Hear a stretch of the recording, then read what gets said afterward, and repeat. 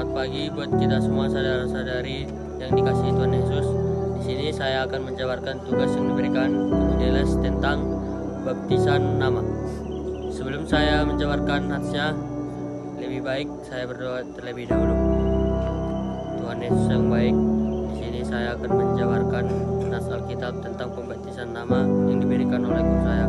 Kiranya Tuhan mempermudah jalannya tugas ini. Dalam nama Yesus Kristus kami berdoa kepadamu. Amin. Ayat 16 berbunyi, siapa yang percaya dan dibaptis akan diselamatkan, tetapi siapa yang tidak percaya akan dihukum. Amin. Ayat ini adalah bagian dari amanat yang disampaikan Tuhan Yesus kepada murid-muridnya, yaitu dikatakan pertama, yaitu dikatakan siapa yang percaya. Maksud yang dikatakan siapa yang percaya ini bukan mengetahui tentang Yesus, bukan mengetahui tentang percaya kepada Yesus, namun kita sepenuhnya percayakan hidup kita kepada Yesus. Yang kedua yaitu baptis. Dikatakan di sini baptis menunjukkan bahwa baptis adalah tanda lahirlah dari iman yang sudah ada di dalam hati. Baptis yang dimaksud yaitu memberi nama atau subsidi. Tapi di sini saya akan memberikan khotbah tentang nama. Kedua yaitu dibaptis, menunjukkan bahwa baptisan adalah tanda lahiriah dari iman yang sudah ada di dalam hati. Baptisan melambangkan kematian terhadap dosa dan kebangkitan dalam hidup yang baru bersama Kristus.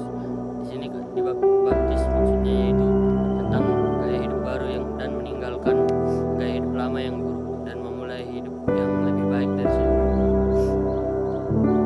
Namun penting diperhatikan pada bagian selanjutnya tertulis siapa yang tidak percaya akan dihukum. Tidak disebabkan. Namun penting diperhatikan pada bagian selanjutnya tertulis siapa yang tidak percaya akan dihukum. Tidak disebutkan yang tidak dibaptis, melainkan yang tidak percaya. Ini menegaskan bahwa yang menentukan keselamatan adalah iman kepada Kristus. Baptisan adalah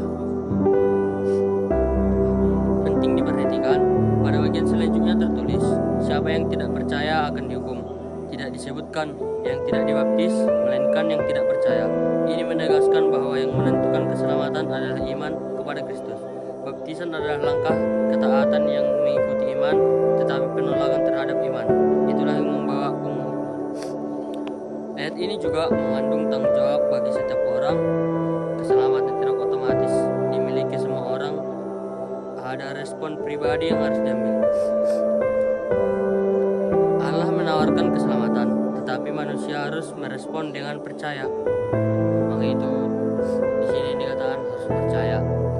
Ayat ini juga mengandung tanggung jawab bagi setiap orang. Keselamatan tidak otomatis dimiliki semua orang. Ada respon pribadi yang harus diambil. Allah menawarkan keselamatan, tetapi manusia harus merespon dengan percaya. Karena itu ayat ini sering dikaitkan dengan tugas pemberian Injil agar semakin banyak orang mendengar dan percaya.